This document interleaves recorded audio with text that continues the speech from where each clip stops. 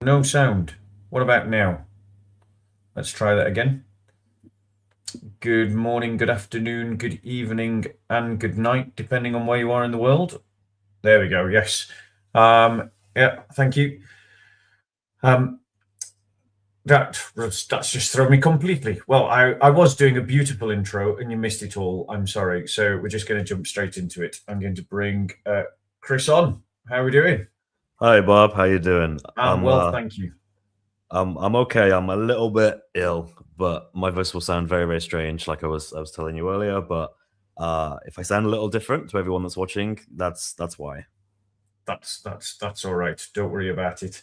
It is good to have you on, sir. I did do a wonderful intro, but only those that can lip read are going to be onto it. So let's just try that again. We're going to be talking about the Quran and the Muslim claim that there is only one Quran. So if there are any Muslims in the chat who want to come on to try and prove that there is only one Quran, you're more than welcome. Comparisons against the Bible are going to be allowed for you to make your case. That's absolutely fine. And then I just want to say, if you've not already subscribed to Chris of Speakers Corner's channel, please do so. What is it called? Is it just called Chris of Speakers Corner? Chris at Speakers Corner. Chris at Speakers Corner. And if you have not yet already liked this video, subscribe to this channel, share the link, and otherwise celebrate that we are still going. And if you want to support the work, the links are in the description box, and I'll be very grateful for that. Chris, I believe you're writing a book. Or yes. Do you want to tell us a little bit about that? Yeah, sure thing. So the most popular topic these days in polemics tends to be the Islamic dilemma. And I happen to have spent the last around 6 months writing a book on the topic. I was looking into it for probably about 2 or 3 years prior to that. But for the last 6 months writing this book, it's now in the final stages. It's being professionally copy edited by a Christian brother from South Africa, who has learned about my channel through this, I think, because I had to explain to him what this is and what I'm trying to do here. But yeah, he's enjoying it as he's making like grammar corrections and things for me. That will be done on March the 14th. That's when it's scheduled to be finished by. I then have to make the changes. Then I have to get someone to make the book cover design, like the actual design of how the book looks. And then I need to find some academics or some very influential people to write the blurb of the book. And then the book is done. and I'm hoping I can do that not long after March the 14th.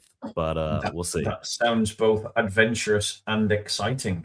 And do you Yes. know yet where people will be able to find this book published? Has that all been lined up? Yes. So I had some offers of being published by publishing companies, but I'm going to go self-published, and I'm going to publish on Amazon.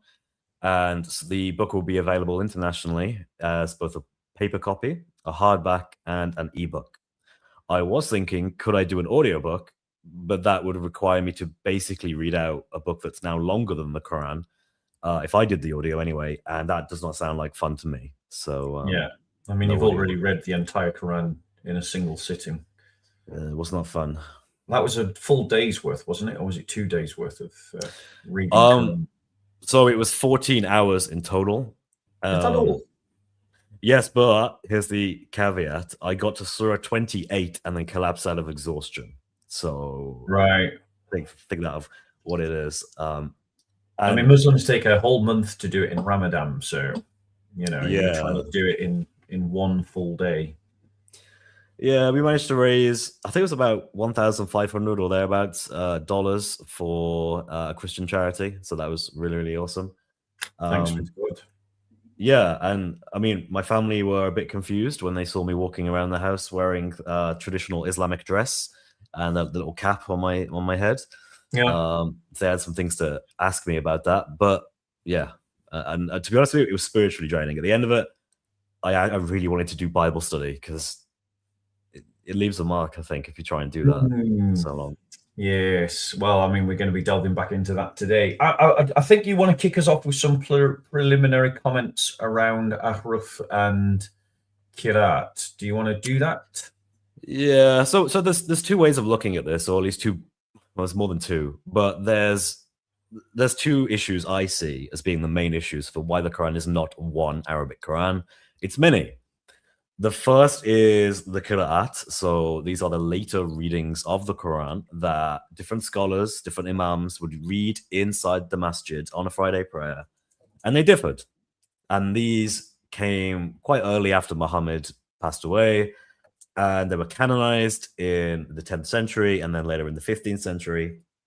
And that's why we have 7 to 10 to at some point 14 different Qira'at readings. Qira'at, you can translate it as recitation or reading, but these differ and they have different words, right? And that's pretty profound. If a Quran version or variant has different words that mean different things, and they're all supposedly going back to Muhammad as legitimate and valid, then the conclusion I draw from that is, well, there must be different Qurans.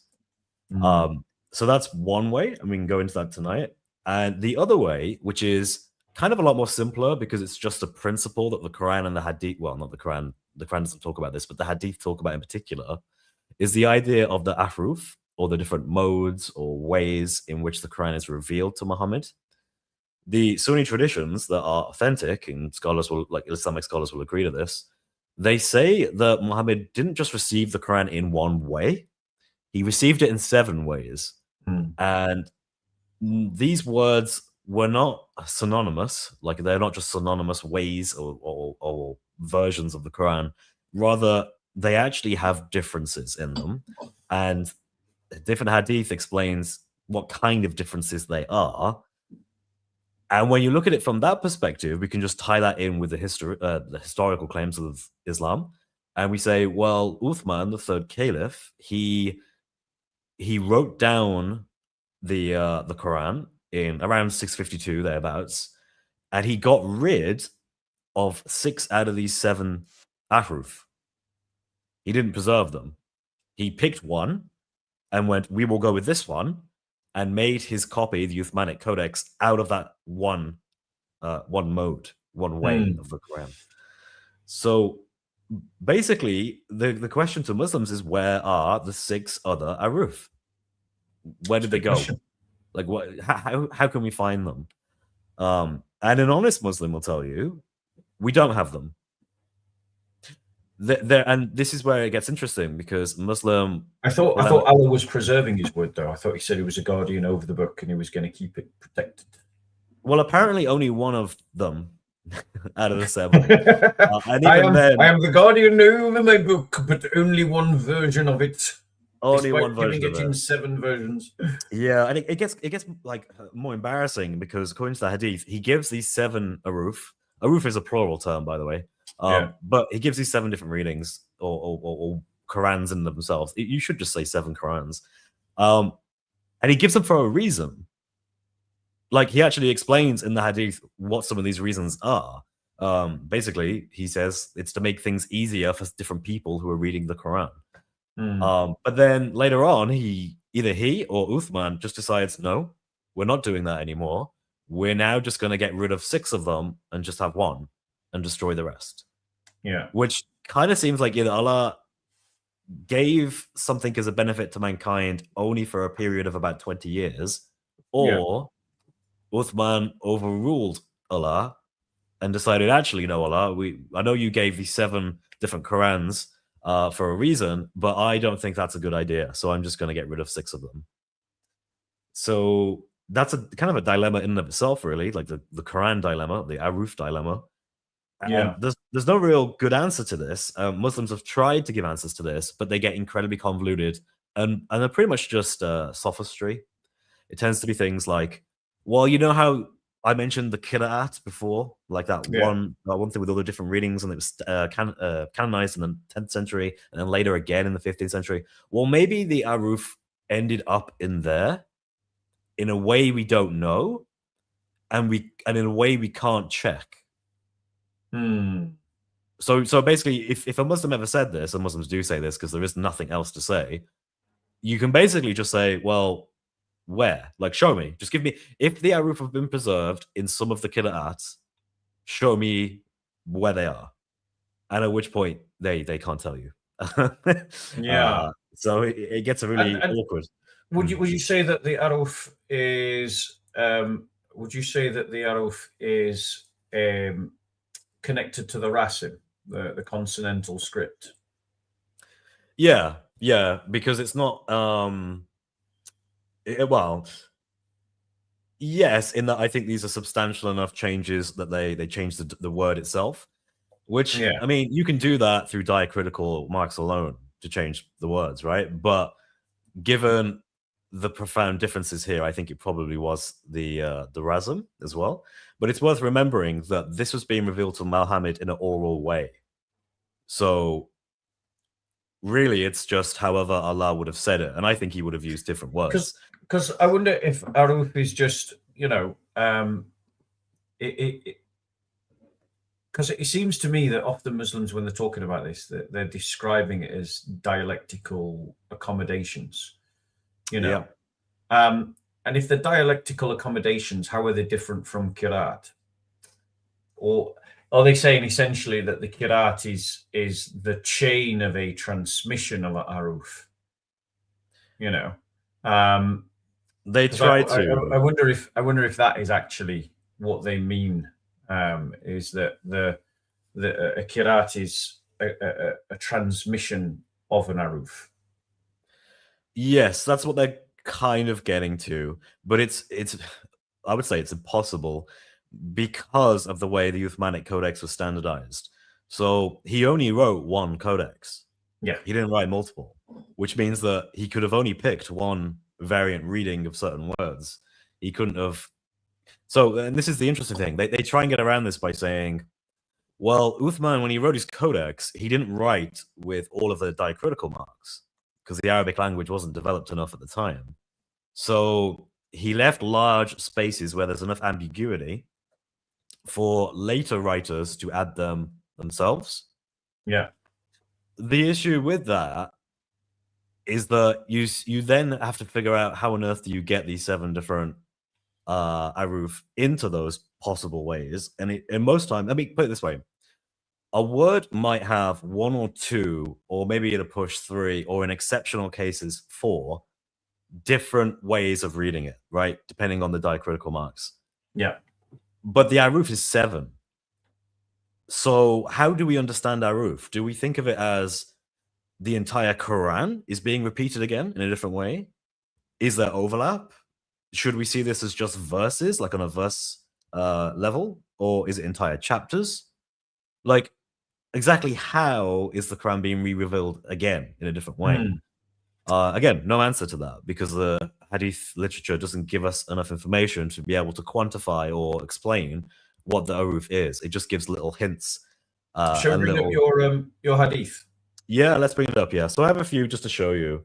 You know what? I'm going to zoom in on that. That's as big as I can get it, ladies and gentlemen. No, it's cool. I can do some. If you could zoom in, that'd be great.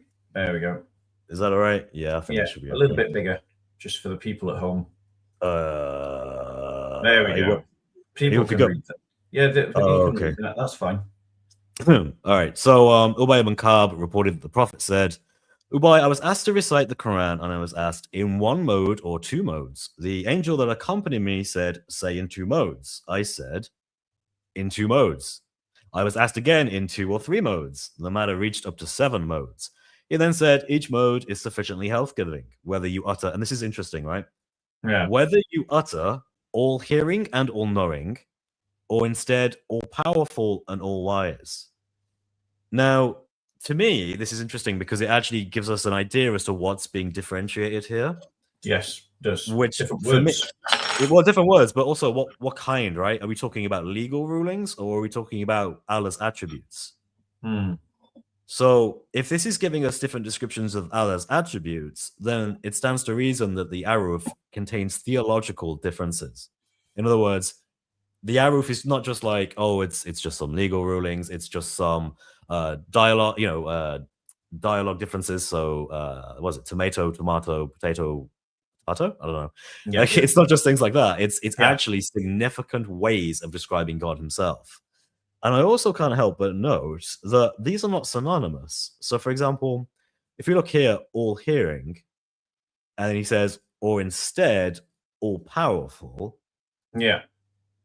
I don't think of all hearing as being like a synonym for all powerful. In fact, if anything, I think all hearing is actually closer to this, all knowing, if anything. It's more to do with someone's omniscience. Rather, all powerful is their ability to do anything, right? Their all powerful nature. So these aren't synonymous, which means that there's real differences in Allah's attributes being communicated in the different modes. Well, I mean, I'm going to try and steelman the Islamic position a bit and say that that in other parts of these haruf you could have all hearing and all knowing in other places, and all powerful and all wise in other places in the 2 haruf, so you still get the full description. And I wouldn't necessarily come to your conclusion that the difference is limited to just the attributes of Allah. I would be tempted to see this as just exemplary of differences. But for me, what it shows is that there are different words that, whether you utter all hearing and all knowing or all powerful and all wise, is obviously referring to the same place, the same verse, and it's giving different words. Yeah. Does that make sense? That does make sense. I wouldn't say, by the way, that I think that this is just it must be Allah's attributes. It could be lots of things. It's just that this is a concrete example of a category that the Ahruf includes. So it definitely includes Allah's attributes, because that's what this hadith refers to. But it can include lots of things, right? Yeah. Do you want to bring up another hadith? Yes. So because I mean, you are seeing there clear evidence of 2 different versions of hadith connected to Ahruf, and so that would seem to imply that these are differences in the consonantal script, because differences in the Qira'at seem to be more connected to vowels rather than consonants. Yeah, so yeah, ultimately, it's likely that this would have an effect on Razm, because I don't think you can have such significant difference with just the diacritical marks when it becomes written. But again, this is occurring before it's even written. So, but you're right in that when it will become written, it seems likely it will be a change to the Razm. But I'm sure there's people who know Arabic who can let us know that. But that's what it appears to be from the evidence. Hmm. So I kind of alluded to this earlier, but it's just to show you the hadith. By the way, everything here is either Sahih graded or it's good grade, Hassan. Let's have a look at this. Right. The last one was Sahih, by the way. This one's Hassan, which means good, according to Darussalam. There's the reference, so you guys can Take go. that off for you. There you go, Al-Timidi. Right, you want to? Yep, I'll read this out. So, narrated Ubay bin Ka'b, the messenger of Allah met Jibril and said, "O Jibril, I have been sent to an illiterate nation among whom are the elderly women, the old man, the boy, and the girl, and the man who cannot read a book at all." He said, "O Muhammad, indeed the Quran was revealed in 7 different modes, or sorry, in 7 modes." Mm. Now, that's interesting because this seems to be implying quite strongly that there's purpose to this and that the purpose is related to the audience. Correct. So, you know, he's saying, look, he's been sent to this literate nation, and you've got the elderly woman, you've got young, you've got people who are illiterate, and the response is it's okay, basically, because it's revealed in 7 different modes. Again, this is problematic because if Allah did send these different Qurans, these 7 Qurans, with a purpose, it seems bizarre that that purpose would only last 20 years. Yes, very true. Surely this would still be the case even today. Well, of course it's the case. There's still elderly women around. There's still old men around. Yeah. There's still boys, girls, and there's still people that can't read. So all of the conditions remain the same. Yeah, exactly. So it seems very odd. And it looks more to me like human intervention by Uthman, to be honest. I think Uthman either didn't like the fact that there were all these different Quran versions, or maybe there wasn't even these versions. Because remember, we were taking this for granted, right? I don't necessarily think this is actually historically true. I'm just saying that according to their tradition, this is how they see things. Yeah. I mean, for me, I actually think that these hadiths are being created post hoc. Yeah. In that, in later centuries of Islam, in the 1st, 2nd century after Hijrah, Muslims were encountering the fact that there were different Qurans. They were encountering the fact that there were different recitations of the Quran. And these hadiths were being created to sort of backpedal, sort of to retrospectively project what was current to the time of the hadith creators into the past, as a way of trying to gloss over the reality on the ground. In much the same way that there's a hadith that talks about the stoning verse in the Quran, you know, and is no longer, and that stoning verse is no longer found in the Quran, and yet the ruling is said to continue. And it's much more likely that stoning was a popular punishment for adultery, and they had to justify it. And so what they did is they created a hadith that said it was in the Quran, and then came up with an understanding that says even though the verse and the words were abrogated, the ruling was maintained, which is why, despite the fact that the Quran says the punishment for adultery is whipping, the reality is Muslims in their madhabs still believe in stoning. And so it's backward projection. And I think that's what's going on with the hadiths. I completely agree with you. I mean, we kind of know large portions of the hadith material are trying to explain political problems in the future, you know, at their time, and they're tracing it back to Quran verses, giving their own commentary on those Quran verses to explain something that might be useful in that time. So that's how I see it. I think what happened is, as is natural with the copying process, you ultimately get variants. I mean, when you have a human copying something, at some point a scribe is going to make a mistake and he's going to produce a manuscript with a variant. I think they wanted to explain what that is. And I think if you kind of think about it, they were probably more happy with that being a mystery. Like, oh, you know, well, you see, originally Allah gave it in all these different ways. Maybe this variant you've come across is just one of those ways. Because that gives legitimacy, but it also doesn't say like definitively that variant is legit. But it gives enough of like meat for people to argue about. So yeah, that's how I see it as well. Yeah, I think in terms of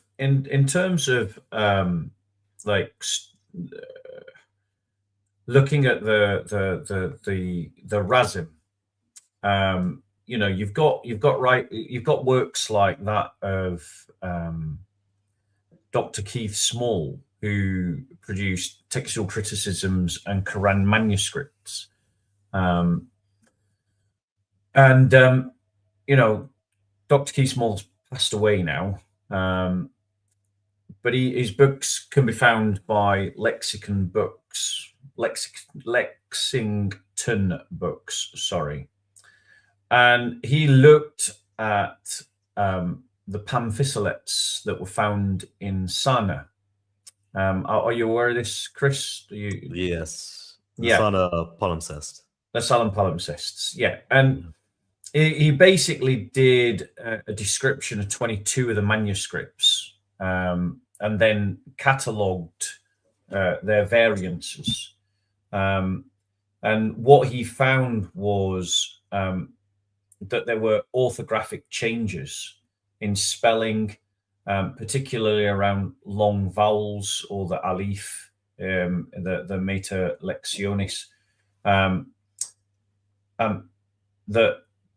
The diacritical marks were added later, that there were copyist mistakes like ditogography, i.e. repeating words, and haplography, omitting repeated elements, that there were differences in verse divisions, variations in ayahs, where the markers were, that there were physical corrections, including erasures, overwritings, insertions. And so, you know, he's done a really definitive study, and he's not the only one, into these pamphisolets. How do you pronounce it? Pamphisolets? Palimpsest. Palimpsests. Thank you so much. Right. These palimpsests. So, for example, in Surah 1435, in the early Hijazi script, which can be found in manuscript BNF Arabic 328, which is a late 7th century, the long A in the Aminan is omitted, or that it's represented inconsistently with alif, whereas later manuscripts like the Topkani Codex of the 8th century insert the alif for clarity.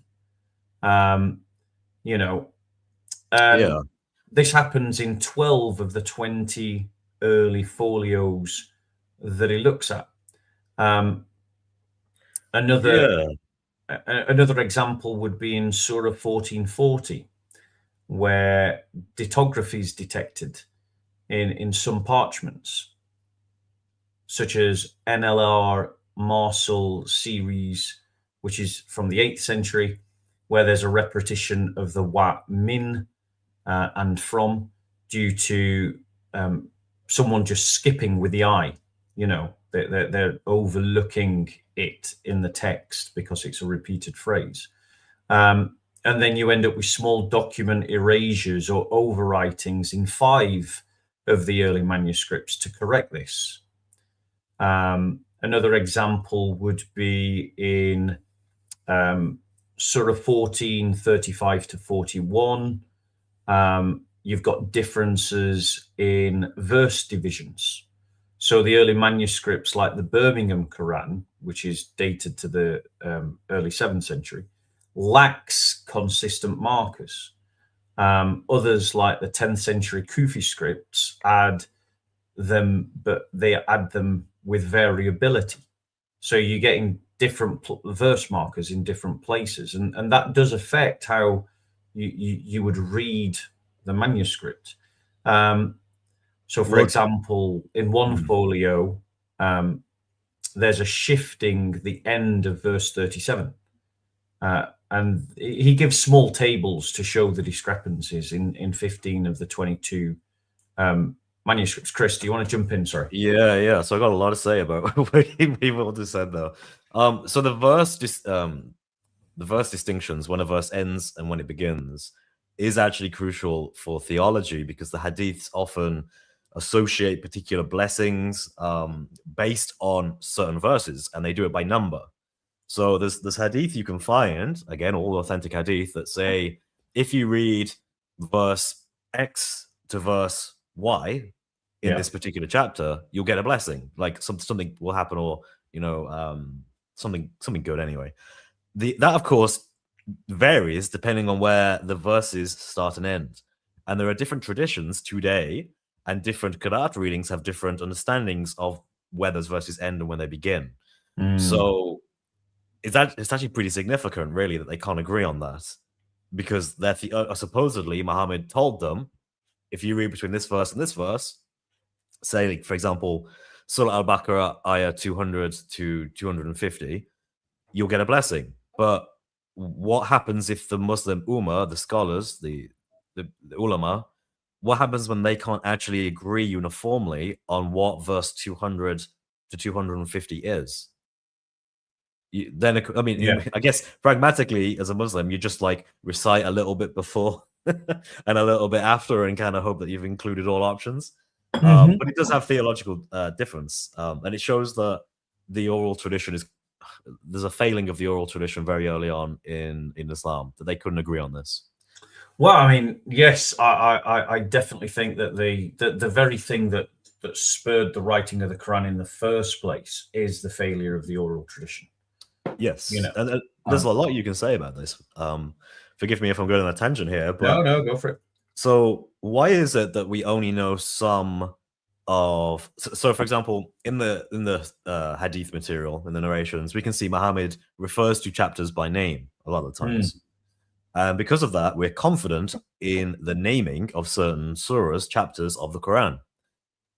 But scholars are divided over whether or not Muhammad revealed all of the names, or whether it was Muhammad revealing some of the names, but then there was consensus, ijma, on the remaining names of chapters. So we don't know, like, whether the chapter names themselves are all divine revelation or just some of them. Yeah. And again, it's like, well, hang on a second. If Muhammad had told you the names of these chapters, surely you guys would have remembered this. It seems pretty important.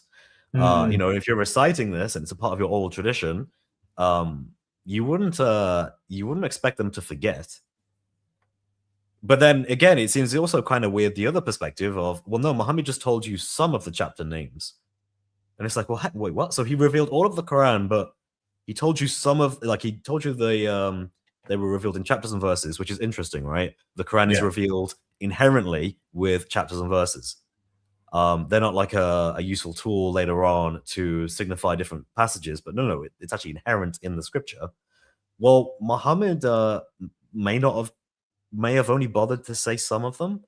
Again, it just seems not very believable. It seems as if actually he probably did say what all of these were, but people just forgot them. A lot of them, anyway. And this is why. One more thing. This is why. So, gonna catch me out here. Is it Surah 30, Surah 36 or something? There's a surah that's called like Surah Yasin. Oh, let's go with Surah 20, actually. Surah 20 is Surah Taha. Do you know what Taha means? No, I don't. No idea. No one knows. There are traditions to it. Like, Muslims have contrived traditions to explain what that means, but ultimately there are chapters with names that no one really knows their meaning. Which again, I think is kind of odd, and it kind of, to me, is best explained by the fact that the old tradition was not very strong very early on. Well, there's words in the Quran, in the Arabic Quran, that scholars don't know the meaning of, and they end up coming up with multiple different definitions of a word, because they've got the word in the Arabic, but they don't actually know what it means, and it's because it was such an archaic form of Arabic that by the time the grammarians and the scholars came to give their tasfirs over a century later, they'd lost the meaning of the word, if the word meant anything at all. Absolutely. And just to say, Surah 20, the Surah Taha, well, It's named that, I believe, because the very first words in that chapter are Taha, which no one knows what they means. Well, I mean, we've got someone here who seems to think he knows what it means. Mikhail knows best. That's a joke, right? Means Allah knows best. I mean, I don't know. I don't know if he's making that as a joke or whether he's making that as an argument. So you can find Muslims that will try and give you meanings, but the thing is that they're speculation. It's not like they know that that's what it means. It's just, and that they do the same, of course, for all of the mysterious letters. There's like somewhere. I'm not talking about the mysterious letters. I'm talking about actual words where they don't know what the words mean. Oh, okay, sure. Yeah, that's another thing as well. I'll try and find an example later on. I just want to read from this. So this is from an Islamic academy. The website is called Seeking Guidance, and this is Sheikh Anas Al Musa, and this is what he says. The question is asked to him: is it true that Abdullah ibn Masud did not consider Al-Mu'awwidhatayn, the two protective surahs, Surah Al-Nas and Surah Al-Falaq, part of the Quran? That's the question. Listen to the answer. In the name of Allah, the most gracious, the most merciful, the questioner may be referring to what Imam Ahmed and others narrated from Zayd ibn Hubaysh. He said, I said to Ubay ibn Ka'b, indeed, Ibn Masud did not write Al-Muwaddaqitin in his Mus'haf. Ubay replied, I bear witness that the messenger of Allah, peace and blessings be upon him, informed me. Jibril said to him, say, I seek refuge in the Lord of Daybreak, which is Surah 113, verse 1. So I said it. Then he said, say, I seek refuge in the Lord of Mankind, which is Surah 114, verse 1. And I said it. So we say that the Prophet, peace and blessings be upon him, said. In another narration by Ibn Hibam, Zayd ibn Hubaysh said, I met Ubay ibn Ka'b and said to him, indeed, Ibn Masud used to scrape Al-Muwaddaqitin from the Mushafs, and said they were not from the Quran. So do not include in it what is not from it. Ubay said, it was said to the messenger of Allah, peace and blessings be upon him. And he said to us, so we say as he instructed. And that's Ibn Bulban al-Hisan fi Tariq Sahi ibn Hibban. Now, so what you've got there is you've got evidence within the Hadith literature that there was debate in the early Muslim community about whether the last two surahs were actually part of the Quran or not. And Muslims did not agree. The Sahaba did not agree about what were the last two surahs of the Quran. Yes. So Abdullah ibn Masud had 111 surahs or chapters in his Quran as opposed to the standardized 114 we see today. He didn't see 113 or 114 as being part of the Quran, but as dua. And he also didn't see Surah Fatiha as being Quran, if I remember right. He also thought that was dua. So supplication, it's prayers, basically. So he would make that distinction. Although he would recite it like in the mosque as dua, he wouldn't technically see it as part of the Quran itself. I mean, Abdullah ibn Masud, his codex is something we largely know about because Muslims themselves tell us about it. Yes. They say he had his own separate codex. And it's important to understand this. So this is 20 years, roughly, after Muhammad died. Uthman is the third caliph. He comes to power, and he wants to compile the Quran in a way that's definitive, and he wants to remove all others. And that's basically what he does. And to do this, he gets a committee together with Zayd bin Thabit and some of his family who act as part of this committee. And it's interesting because he could have invited some of the people who have their own codices. But Abdullah ibn Masud, who had his own Quran codex, he did not invite. And you have to wonder, why did he not invite Abdullah ibn Masud? Because surely, if he has his own codex and he's teaching from it in the city of Kufa, which is in modern day Iraq, surely it would have been beneficial to have him come to Medina and set this straight. But he decides not to, and instead his committee goes ahead, makes their Quran, sets out this dictate to destroy all other copies, to have them burned. And that includes Abdullah ibn Masud's codex. And Abdullah ibn Masud, according to tradition, and it's actually really pronounced in Shia tradition. The Shias have their own narrations on this, and they basically record things like Abdullah ibn Masud being called to Medina as basically as a punishment for keeping and still teaching from his own codex, and Uthman has him beaten in the mosque. You know, you hear all sorts of these things, but basically, yeah, there was drama. There was contention. There was not a uniform agreement on how the Quran should be standardized. And even Uthman, he drew tons of criticism because he was accused of being, I'm trying to remember the word now. What's the word that means when you hire your own family, like to positions? Nepotistic. Yes, it was an epitist. Like he had got his own family and close friends to do this, and because of that, and because he had excluded others, he was being inappropriate in the way that he compiled the Quran. So, yeah, the tradition. I mean, this is just one thing. The other thing is Ubay ibn Ka'b. If I remember right, he was based in Syria at the time, and he had 116 surahs. So he had actually accumulated 2 additional ones. And of course, he wasn't very popular either. His codex is so we got 111, 114, and 116. Yes, yeah. Entire chapters of the Quran, less or more. Yes. Now, what I always find interesting is that and I do want to come back to this this thing about the last 2 chapters, because, for instance, I just want to give what some of the scholars said. Ibn Kathir said in his Tafsir, this is a quote: "It is well known among many reciters and jurists that Ibn Masud did not write al-Muwadhatin in his Mus'haf. Perhaps he did not hear them from the Prophet, and they were not mutawatir to him.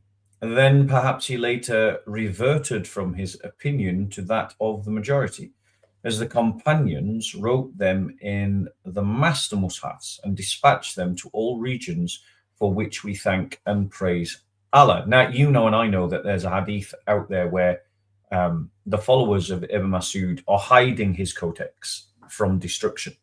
Yes.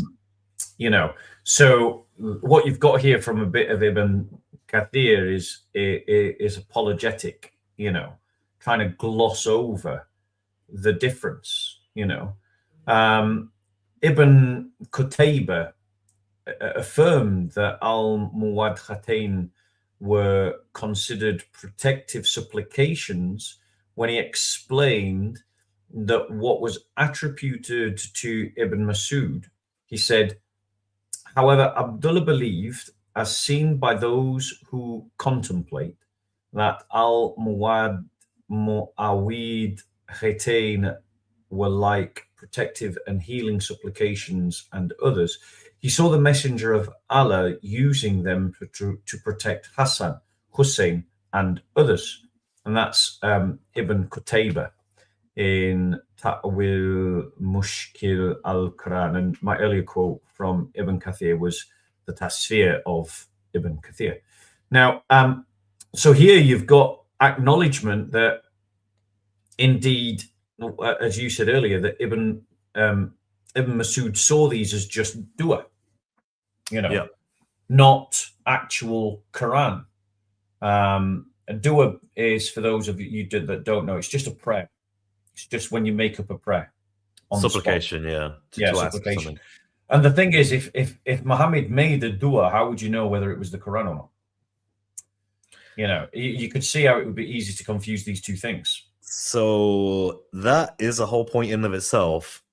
So okay, you know, I told you the Quran has chapters and verses built into it, right? Yeah. How do you think the companions they knew, the Ansar, how they knew when Muhammad was telling them one verse ended and one verse began? How do you think he communicated that to them? I haven't got the foggiest. So he didn't tell them like directly, or at least that's not the main method. The main method is to leave a long pause between each verse. Right. So basically, I mean, you can see how ambiguous that is, right? If that, how do you know he just wasn't short of breath and he just needed to take a breath before continuing? Yeah. There's a lot of you're asking for mistakes to be made there if he's not actually telling you specifically, and he's just saying, wait till I leave a breath, and then that's when one verse ends and one verse begins, and that might explain why there are these different understandings of the verse markings. But it's an interesting tradition. I think I just want to bring up this stoning verse again, because you've got the fact that in the Hadiths it talks about stoning. So I just want to quote it to you and sort of go through it, and I'd ask you to think about it logically with me, like what the Hadiths are saying. Let me just pull it up. Bear with us.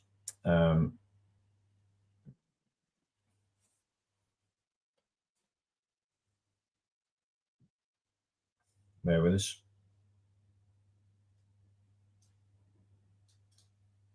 Where is it? I have something that might be fun to talk about as well, if after this, if you're interested. Well, I'll give you another one, which is from Sahih Muslim, Volume 2, 2286. Now, bearing in mind that different Muslims use different numbering systems for hadith, so you might not be able to find it depending on which numbering system you encounter. But it says this: we used to recite a surah which resembled in length and severity to Surah Al-Bara'at. I have, however, forgotten it, with the exception of this, which I remember out of it. If there were two valleys full of riches for the son of Adam, he would long for a third valley, and nothing would fill the stomach of the son of Adam but dust. Now here, you've got an hadith that is suggesting that one of the companions of the Prophet has forgotten a whole section of the Quran, which is not in and of itself a disaster, except for one verse or one part of a verse. But he's saying that it isn't found in the Quran now. Now, that brings up a number of points. Firstly, it points out that the Quran of his day, the one known to him, is different from the one that was later known to him and thus now known to Muslims today. And the second is that, if we allow for like Muslim apologetical argument that the Quran is an oral transmission, it means that every recitation difference counts as a variant. Each time they forget a word or a letter or a passage, that's the equivalent of a textual variant. So every oral transmission that is imperfect counts as a variant recitation. And thus, what you've got is an inexhaustible, uncountable number of variant Qurans, or at least variants within the text of the Quran. Right. Yeah. I mean, one thing that happens with the Qira'at readings as well is they pick and choose from different known readings for on a per verse basis. So you can come up with tons of new Qira'ats if you just borrow some from one and then borrow this understanding of the verse from this one, and then this understanding of a different verse from this one. Yeah. And you could just keep making them. And this is kind of the problem that they had. And that's why they had to be canonized ultimately, because they couldn't keep having like ever growing exponential variants. Well, I mean, Nas, I don't know if you know Nas. He's one of the Da'i speakers corner. Me and him were having a conversation on the back of my discussion with Muslim Apologetics, where I asked him, how, given the fact that the qualities of the Quran, the Qurans don't have the same characteristics. They are different Qurans. So they they can't fall under Leibniz's law of identity. In what way, therefore, are the Qurans one? And he never answered it.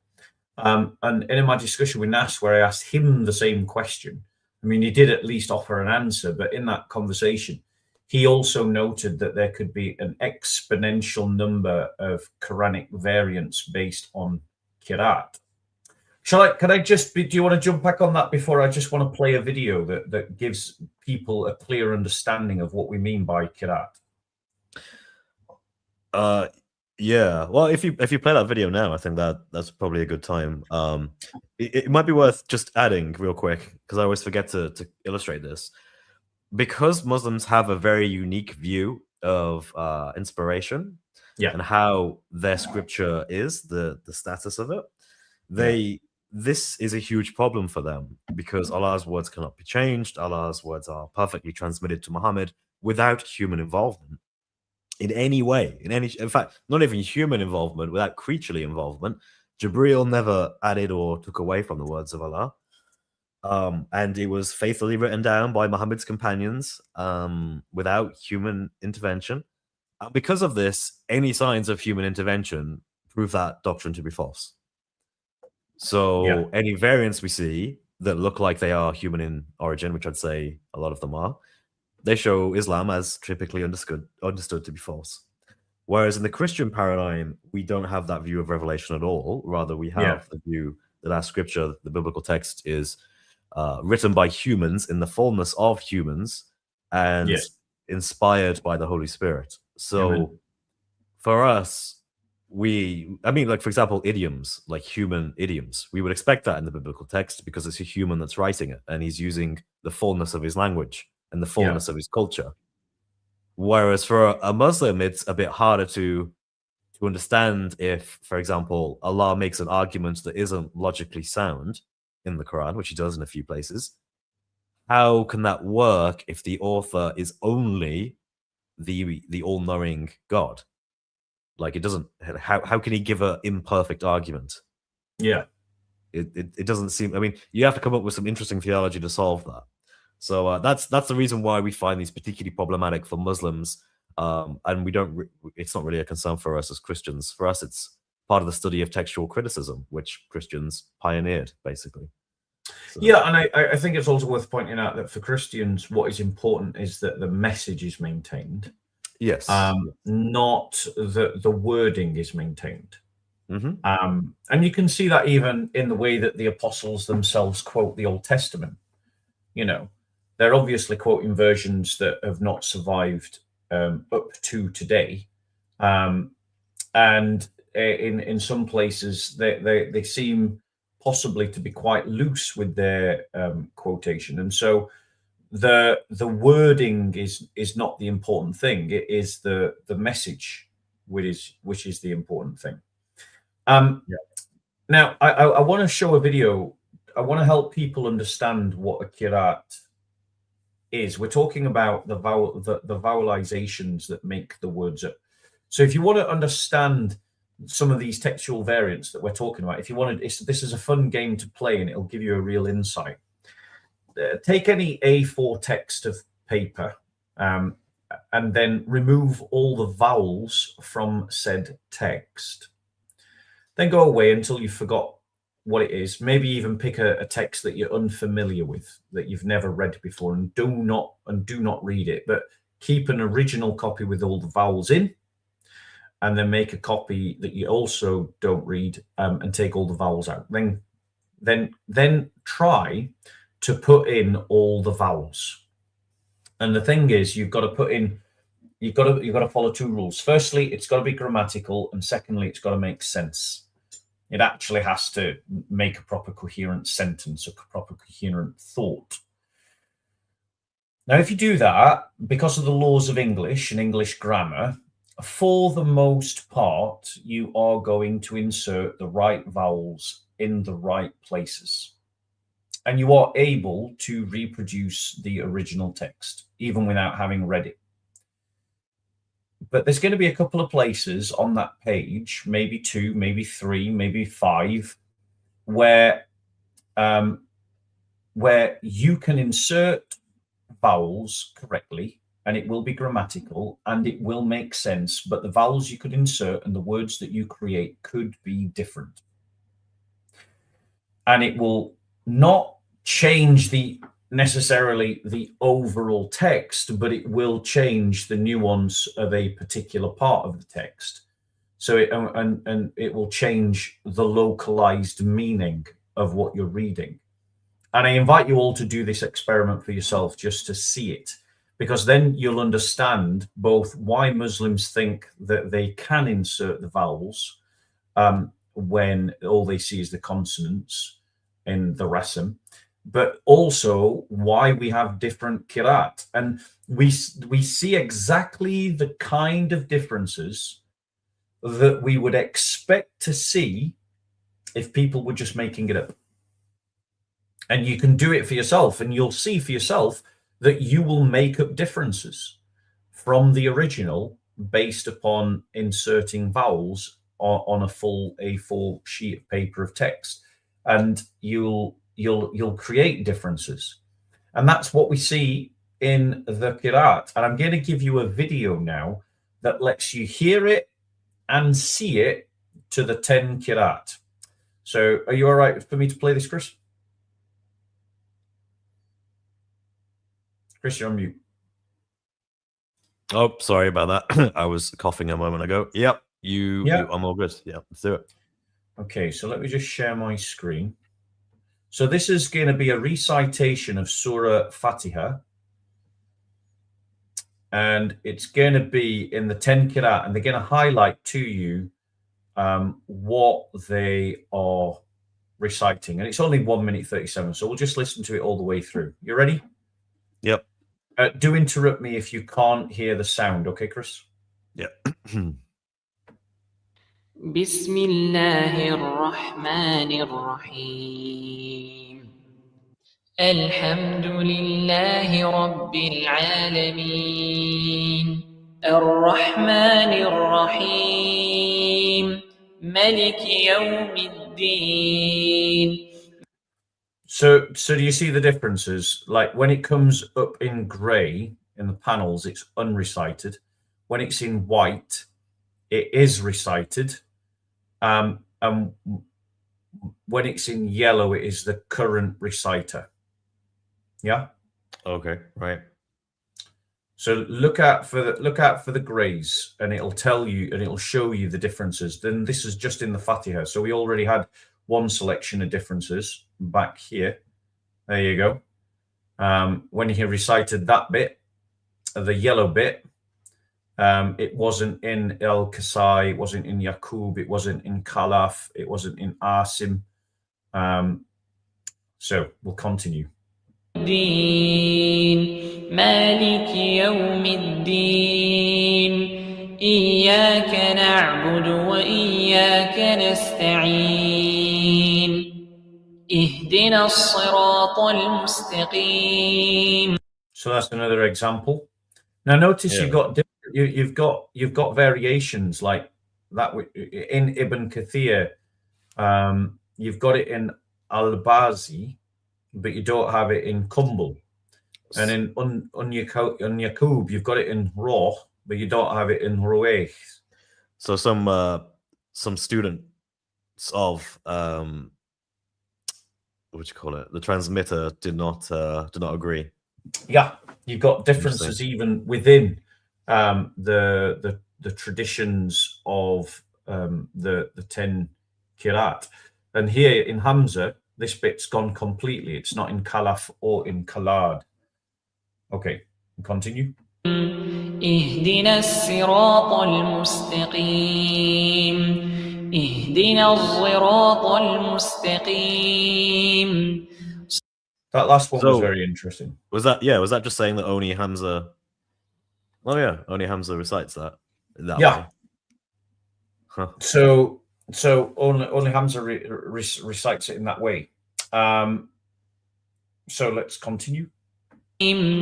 صراط الذين أنعمت عليهم صراط الذين أنعمت عليهم صراط الذين أنعمت عليهم صراط الذين أنعمت عليهم صراط الذين أنعمت عليهم غير المغضوب عليهم ولا الضالين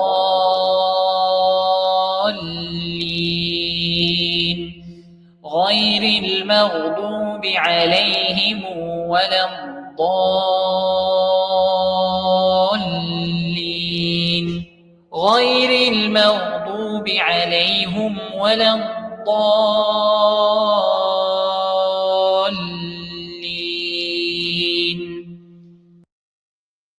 So there you go. You've got examples right there of different qira'at going on. That's a really good way of visually seeing it, like just how different it is between the different qira'at. That's really useful. Yeah, and like, you know, Fadel Solomon's work as well. You know, you've got this beautiful work by Fadel Solomon, whom you had on your channel, and I can't get my camera to zoom in on the title. Sorry, it's British translation of the 10 Qira'at of the Noble Quran by Fadel Solomon Foundation, and I thought we could go through some of the examples in here. Yes. Do you want to jump in on any? My favorite one has been 1016. 1016. Do you want to pull that one up? And I'll share it on screen. Yeah. You've got the online version of this, haven't you?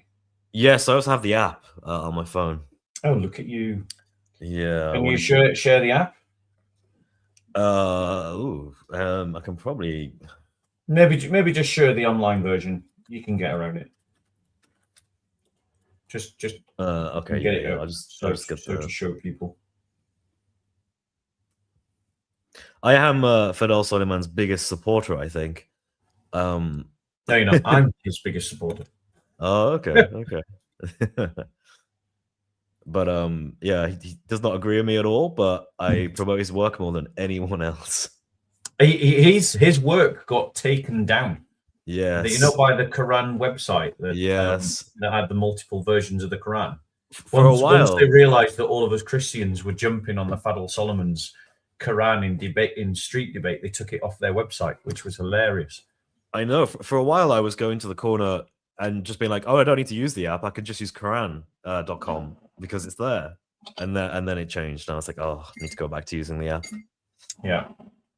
So 1016 in your own time, sir. Yeah, I've got the page up. I just need to share it now.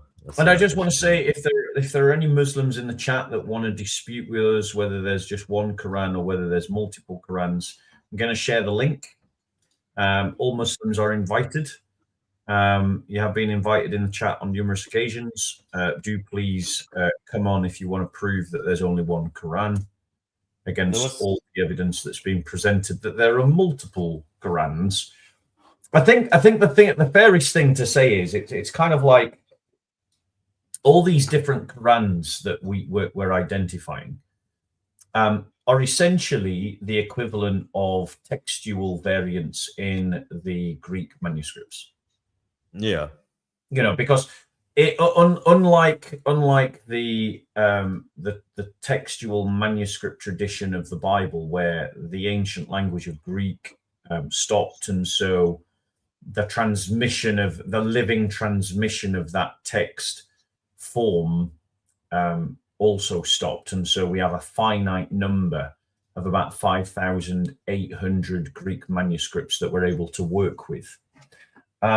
The Arabic tradition of the Quranic of the Quran continues into the present, and so every variation that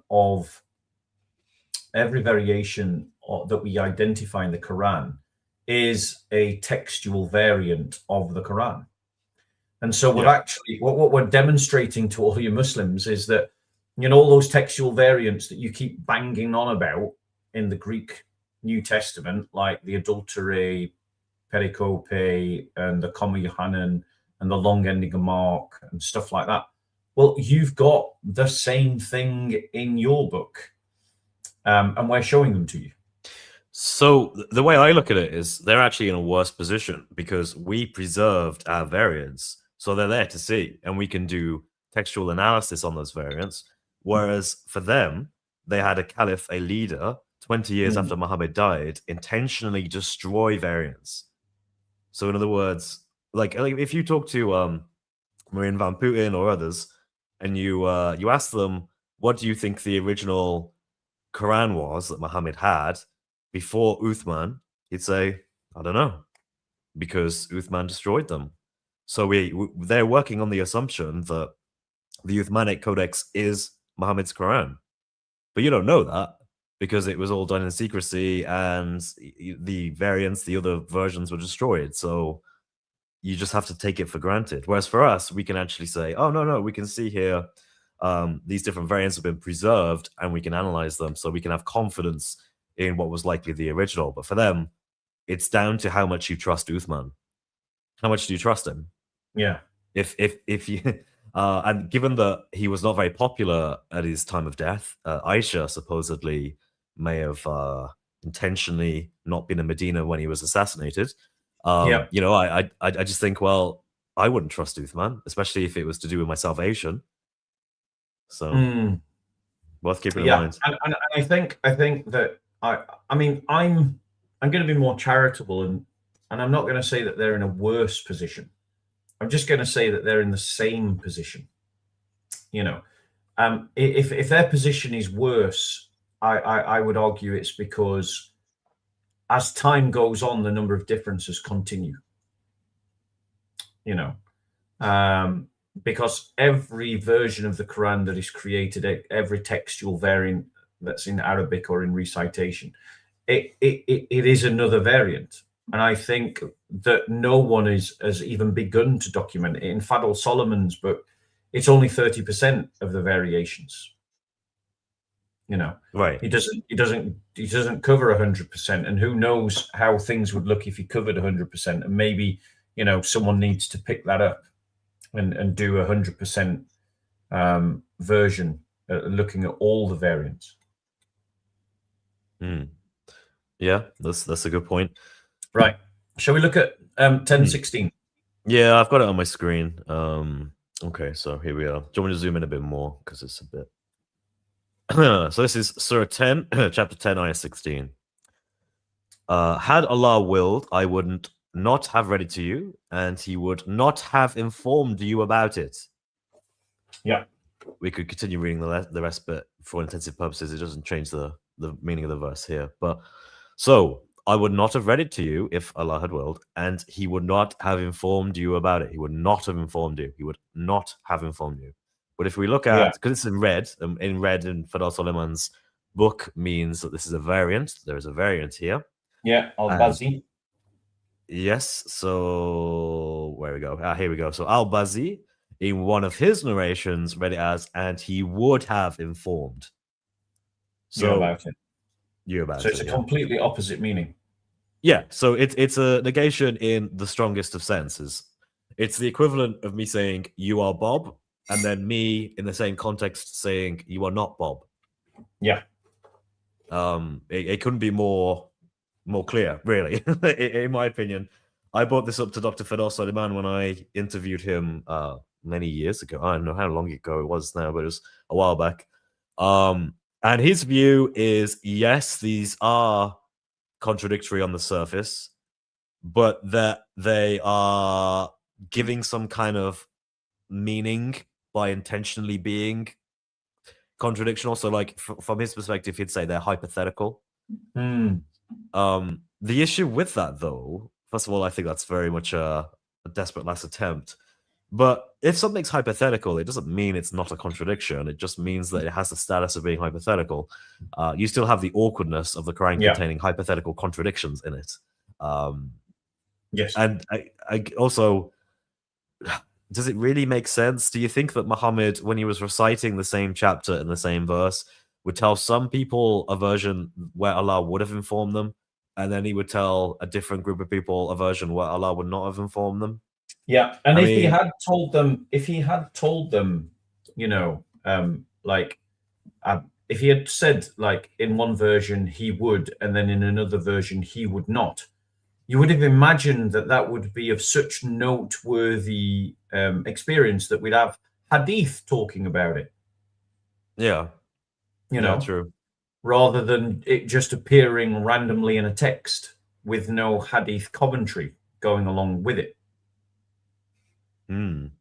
There's I can't remember the example, which is really sad because this is awesome. Scholars have pointed out that these Qira'at variants often have explanatory hadith to explain them.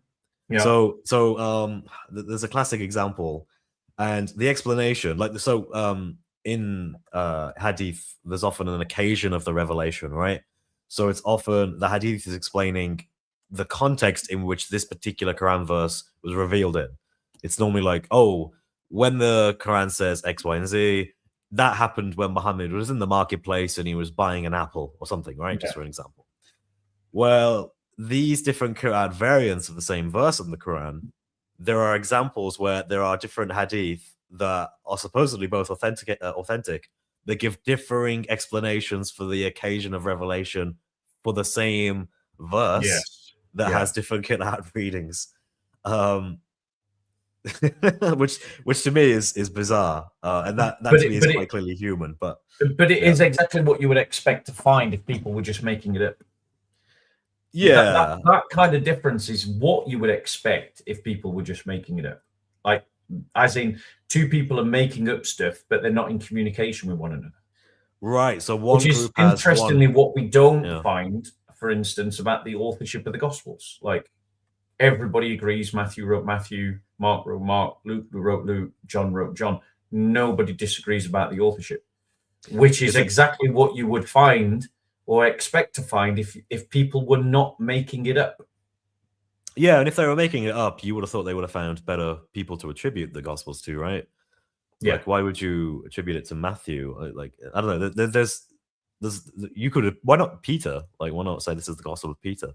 To me, that's always been the kind of final thing for me, is to be like, well, yeah, clearly this goes back to some understood early narration, because they could have picked better ones. Yeah. But I want to move on and give another example, which you can draw up on your computer screen if you would. And Sure. it is in Surah 10 still. Yeah. And it's ayah number, let's have a look. Ayah number 35. I'm guessing it's this one. Yes, it is this one. Yeah. So it finds no guidance. So, it reads, do you want to read it with me? Guide to truth, say Allah guides to the truth. Is the one who guides to the truth more worthy of being followed, or the one who finds no guidance? However, in Hamza, Al-Kasai, and Khalaf, it reads, say Allah guides to the truth. Is the one who guides to the truth more worthy of being followed, or the one who cannot guide anyone unless he is guided? Now, the problem with that is that someone who finds no guidance can still be a guide to people. They're just a guide unto themselves. It's like the blind leading the blind kind of thing. Whereas someone who cannot guide is someone who just doesn't have the capacity to be a guide, even a false one. Right. And so these aren't the same statement. Yeah. Because a person who finds no guidance might still be able to guide, even if they're not guiding well.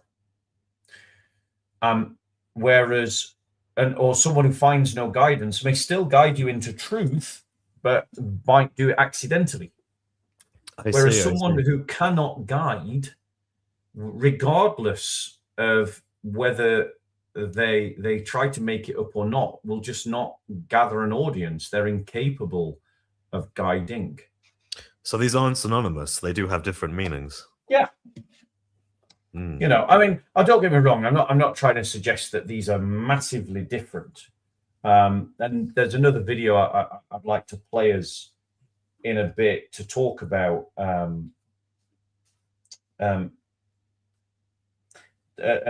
players in a bit to talk about how Muslims are responding to this, because I anticipated that it might be the case that no Muslim wants to come on to debate this. And just for those that are watching or listening to this, all the way through this, we've been putting it in the chat, inviting Muslims to come on and to debate, but none have. So is there another one you want to show? Yeah, let's do the 3712. I like 3712. All right, 37. Let me get to it as well. Just so everyone knows, this book is a Quran translation that shows the variants, and it is showing you in the English translation the normal, most common Quran reading there is, which is the Hafs reading. So this in Arabic is the Hafs reading, and this in the English translation is the Hafs reading, and the variants in the different Qira'at are given at the bottom in footnotes. It's a minor point. I thought he put in the Arabic a different reading than the Hafs. It's a minor point. We don't need to get hung up on it. I thought he put in something different than the Hafs, but maybe we can just check that out later and confirm it over WhatsApp. Sure. 3711. Do you want to read it? Hang on, wait. Yeah, I'm still trying to get it. Do you want me to read it? Yeah, if you wouldn't mind, while I'm trying to catch up. So it reads, so inquire of them, are they more difficult to create or the others we created? Indeed, we created them from sticky clay. Rather, you were amazed as they ridicule, and when reminded, they remember not. But Hamza, Al-Kasai, and Khalaf read it as, so inquire of them, are they more difficult to create or the others we created? Indeed, we created them from sticky clay. Rather, I gravely noted as they ridicule. Yeah. Which is very different. Yeah, it's an indexical change of who is speaking, which is obviously quite a big change. The action appears to be different. I'm not sure if it is. I've had Arabic speakers tell me that. So if you think about it, there are two people who could be speaking here, if I understand right. It's either Muhammad or Allah. No, forgive. Who could be performing an action, either Muhammad or Allah? Wait, it might not be Muhammad actually. It may be the pagan audience. Forgive me. It's either Muhammad the pagan or the pagan audience, but the other person in that is Allah. So if it's it would be Allah. So I think what Fadel Solomon has done here, according to Giant DOC and others, is he's taken a bit of looseness with the translation, and instead of translating this to "I was amazed" or "I am amazed," Fadel Solomon translated to "gravely noted."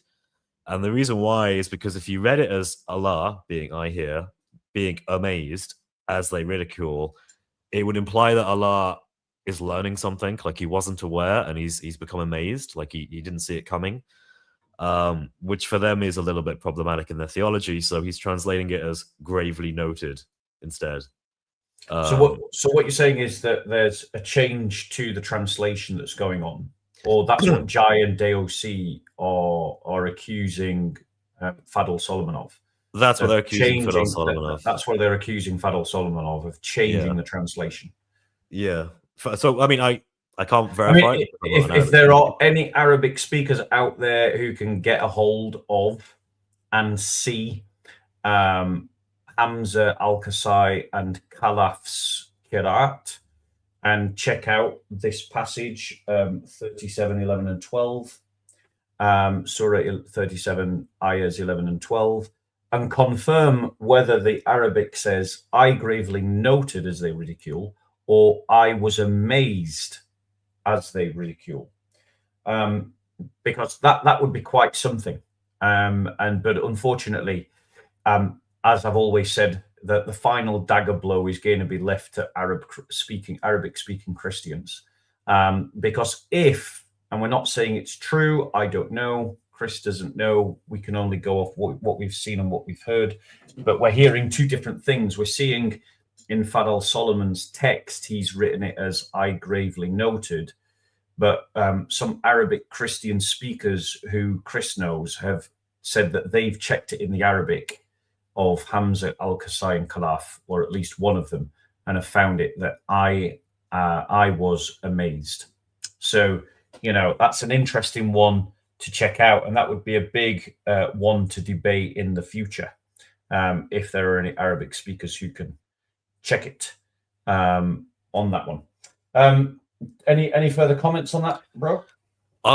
So I have an interesting thing to go into because it's something that I've brought up at the corner and I've never heard a good response to it. Yeah. And this goes into kind of the methodology a little bit.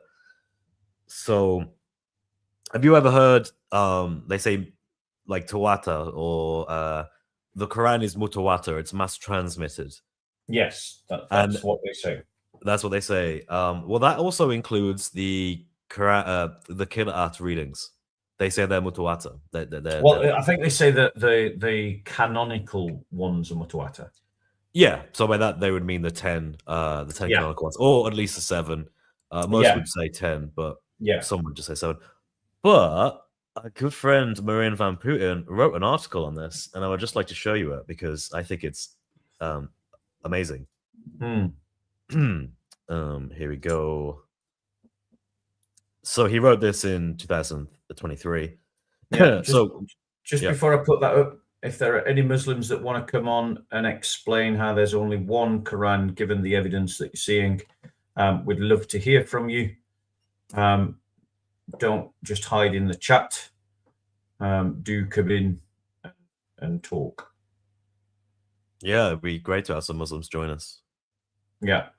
There is the link for people that want to see it. It has been put into the chat for Muslims to jump on if they want to. So it is there. Okay, over to you, Chris. I'll bring it up. Cool.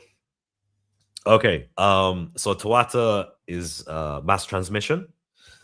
So let's read what Marian van Putten says about this. One of the interesting parts of modern Islamic orthodoxy is the belief that the 10 canonical reading traditions are transmitted by Tawatur. Mass transmission so massive that it is unthinkable that people could have agreed upon a lie. The requirement of Tawatur doesn't really enter the Islamic discourse until rather late. And while it has become the dominant position, as late as the 15th century, people were still giving pushback against it. One of the people who pushed back against this is Al-Jazari, who lived in the 15th century. The very same person who wrote a definitive description of the 3 reading traditions after the 7, which are now considered canonical. So Al-Jazari, 15th century guy, he expanded the canonical Qira'at from 7 to 10. He is seen as the canonizer of the 10. Okay, I could have just kept reading, but anyway. Ironically, the 10 are now widely held to be transmitted by Tawatur, even though he himself emphatically and cogently denied this, not just for his 3 after the 10, but even for the 7. So think about this. So the very person that canonized the 10 readings, he argued emphatically that they are not mass transmitted. Really interesting. Yeah. Since this is not widely known or outright denied, I thought it'd be useful to write up a translation. So Marian van Putten knows Arabic. He's just recently wrote another translation of a different Arabic work, but he then goes on to translate this. So he's going to read this. Okay, so each reading, number 1, follows the grammatical rules of Arabic, even if just in some aspects. 2, it follows the Uthmanic codices as they know it to be, even if it only permits it, as in it could work with the Uthmanic Codex. Yeah. 3, it's sound in its chain of transmission. Okay, let's keep reading. This is valid recitation, which is not allowed to refute and not valid to be denied. Indeed, it is from among the 7 Ahruf for which the Quran was revealed by, and it is acceptable for the people to follow it, whether it is from the 7 Imams or the 10, or some other of them from among the accepted Imams. So this again is part of the translation from Al-Jazari. So he's basically saying you can follow these as long as it fits these rules. If the Qira'at don't fit into these rules, you can't follow it. Yeah. And when one of these three pillars is lacking, it is dispatched of as weak, daif, unusual, sad, or invalid, batil, regardless of whether it is from the seven or see what he says there. Regardless of whether it is from the seven or from among who is the greatest of them. In other words, he knows that these rules might apply to the seven readings that are already canonized. Interesting. And then this is Marian Van Putten. A lot of what is happening, a lot is happening in such a short section. What is notable is that these three requirements are interdependent. No matter how good your sound chain of transmission is, even if it's back to one of the seven canonical readings, if said reading doesn't follow proper Arabic grammar or doesn't follow the Uthmanic text, it is still rejected. So I want you to think about what that means. So the rules of Arabic grammar are deciding what is Quran. Yeah, but So it's in a contrast, post-hoc application. true, and also in contrast to the chain of narration. So Muslim scholars could tell you that a Qira'at reading is Sahih. It has a chain of narration that goes back to Muhammad. But here, Al-Jazari is saying it doesn't matter if it has a sound chain of transmission, no matter how good your sound of transmission is. If it doesn't have proper Arabic grammar or it doesn't follow the Uthmanic text, get rid of it. So now that's really interesting because what that means is you can have a situation where a particular Quran verse is massively attested to as part of a Sahih chain, but it's still not actually going back to Muhammad. But even though it's got the Isnad chain and is mass transmitted. Yeah, and all the scholars agree. And it's assuming that everything in the Quran makes sense. It's assuming that the Quranic document must make sense. So it's saying the Quranic document must make sense. And if there's any examples of where it doesn't make sense, well, that can't be Quran. Now, that's not, that logic is non sequitur. You know, it is non sequitur because it is quite possible that there are, that the Quran doesn't make sense. Could have erred, yeah, that they could have errors in it, and that those errors could have come from Muhammad himself. Yeah, or from the time of Muhammad. And you see, this to me is basically him preparing for something, right? So I have a funny feeling he's basically like, I know there are scholars that take a particular Quran reading, and say it's from Muhammad, and they have a Sahih chain to demonstrate it, but it can't be. Because you would have to admit the Quran is nonsense, doesn't follow Arabic grammar, or you'd have to admit that there are actually non-Uthmanic versions of the Quran that go back to Muhammad, right? So and that to me tells me that he's aware these probably exist. And he's prefacing this to try and be like, no. Has to fit these things too, otherwise it leads us into insane conclusions, right? Otherwise, some guy could come along and be like, here's a Sahih chain. It's agreed by the majority of scholars. And it says that Muhammad said, pillow, brick, potato, ice cream. You know? Yeah. and then by that reasoning, you'd have to be like, yeah, Muhammad said that. Yeah, it's a Sahih chain. Yeah. And he's like, no.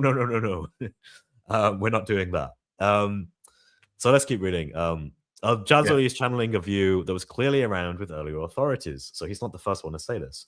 Including the canonizer of the seven, Ibn Mujahid, from the 10th century, who would frequently dismiss canonical readings that he described themselves and had a perfectly valid chain of transmission because he considered the grammar to be unacceptable, for example. So even Ibn Mujahid, who was the guy in the 10th century who canonized the first seven readings, he was aware of this problem. And he was rejecting these supposed Sahih chain of transmissions, and he was saying we can't accept these. There's all these reasons we can't accept them. Yeah. But again, this is not what Muslims hold to today. Most Muslims that you talk to will say either the 7 or the 10 are mass transmitted, and this is just generally agreed upon. But that's not true. Even the people who canonized these Qira'at readings themselves tell us they don't think that's the case, and they introduce other criteria because they're aware that it would basically mean that there are some narrations that are nonsense that supposedly Muhammad said. So I find that really interesting. And I've put this at the corner to Muslims as well, and they don't know what to do with this. It's really, really interesting. Yeah, I think that it kind of demonstrates that Islamic doctrine is almost formed in part post hoc as apologetic. That apologetic helps to form Islamic doctrine and Islamic self-understanding, but is itself trying to make sense of realities that contradict dogma. And so apologetic is then formed in response to contradictions to current dogma, which then become new dogma, which is accepted by the majority. So there was a time very recently in living memory when all Muslims thought that there was just one Quran, whereas now they'll say there's one Quran in 10 Qira'at, whereas there was a time, because of people like Ahmadiyyat popularizing the idea that every Quran in the world was dot for dot and word for word the same, that was understood as the Islamic dogma. And so what we're seeing is Islamic apologetic is deciding Islamic dogma post hoc in each case. Yeah. Does that make sense? You follow me? Yeah, I do. Yeah, that does make sense. I think that's a good way of looking at it. Yeah. So just to kind of summarize this, there's a few juicy points in here real quick. So he quotes Al-Ghanati, I don't know how you pronounce him, from the 14th century, would frequently challenge such dismissals because, after all, the reader was a true Arab. So how could he not know what proper Arabic was? And the isnad was fine. Who are you to say that the language is bad? You can't reject it. With such a line of argumentation, you make two of the three pillars, 1 and 2, essentially powerless, and chain of transmission becomes tantamount. It is therefore no surprise, after having weakened two of the three pillars, this is the guy Abu Hayyan, invested heavily on the doctrine of Tawatur. So basically, there are people that were saying, hang on, if we have a Sahih chain of transmission for this Qira'at reading, it doesn't matter if the grammar is nonsense, because we already know the person is a real person. The Sahih chain tells us that, and he was an Arab. So how could he not know proper Arabic grammar? Yeah. So you can see like these conflicting views of things. And it's a good, interesting point, an interesting way of reading it. But yeah, there's a point in here when he actually, Marin van Putten actually says he doesn't think you can reliably show that any of these Qira'at readings are mass transmitted. I can't remember where it says this now. Go on, I'll give you some time. Yeah, if you require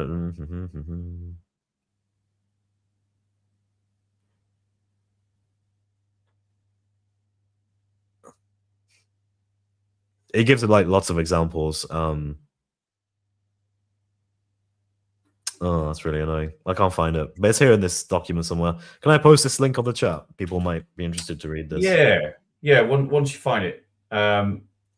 So let's just pull up another example from the Qira'at. I think it's one that we have discussed before, because this is the second time we've touched on this topic. Yeah. And we have been inviting Muslims the whole time to come in, but nobody seems to want to. And at this point, it's probably too late to bring them in all honesty. There's only about 90 minutes left, so I'm afraid the door is now closed.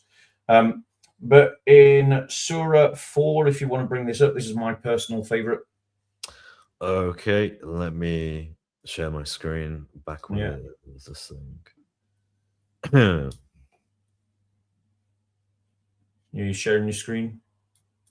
I think so. No? Yes? Right. Yeah, my screen's there. You can bring it up.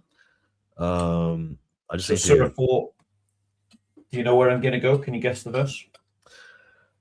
Nope. No, 146. Oh, okay.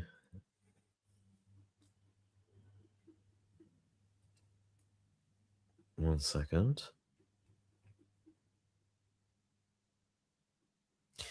So I'm guessing it's about here. Yeah, because the point is, you've got to remember, Muslims say that textual variance in the Greek manuscript means that our text cannot be trusted. That is their argument. It's their argument of corruption is that because of textual variance in the Greek, and that there's 500,000, according to Dr. Paul Ehrman anyway, that there's 500,000 textual variants, most of which, or 99% of which, are just spelling mistakes. That means that the Quran, the Bible can't be trusted. That's the Muslim argument. Well, if that's the Muslim argument, then everything that we're looking at is a textual variant of the Quran. So by your own logic, you shouldn't be able to trust the Quran. By our logic, your Quran is in the same boat as our Bible. Yes. It's just a human book with human mistakes in it, with human variations in it. I mean, they're in the unique position of having to explain, because we wouldn't say, for example, there are multiple Bibles. We wouldn't say the revelation was given in such a way that there was meant to be multiple Bibles. Whereas for them, they have to say there is multiple revelations that exist. Yes. Which I think leads them to defend the whole, this is just one of the Qira'at, this is just one of the Ahruf. Well, I mean, the thing is, the textual variants in the Bible lead to, differences in the translations. So, depending on which manuscript tradition you use, you either are or are not going to include the adulterated pericope. You either are or are not going to include the Comma Yohanan. You will or you won't, include the long or the non-ending of Mark. And these are just some of the big ones in the New Testament. Whereas what we're identifying to Muslims is that you've got this in your Arabic. You've got textual variants in your Arabic. And if they are meant to be, in your eyes, if textual variants are a defeater to the New Testament, then they must also be a defeater to the Quran. We Christians don't make the same claims about our Bible as you make about the Quran. So for us, the fact that over 2,000 years of hand copying, the text seems to have picked up some extra words here and there and changed some words in non-consequential ways here and there, is something that we can absorb in our faith, because for us, it's about the message of the text, not the text itself. But for you, it's about the text. And it seems to us that your dogmas are being made up post hoc, apologetically, to explain away the textual variants that Muslims don't think or don't feel should be there. Yep, exactly that. I've often wondered how silly it would be just to take the Islamic view of revelation and apply it to the biblical text. So to say something like, the longer ending of Mark is in one Ahruf, but it's not in another one. I just see the absurdity. I'd be like, well, if you think about it, if God can do that and does do that, according to their view, it would seem to make sense that he would have done the same thing with the Torah and Injil. That's a good point. Yeah, it's a good point. Man's got a point. Right. Okay. Surah 10, Ayah 1. Sorry, Surah 3, Ayah 146. Do you want to read it? Oh, you sent me the wrong way. Hang on, let me go get Surah 3. Did I say it? Yeah, I'm so sorry. No, that's all right. I apologize. Where's 136?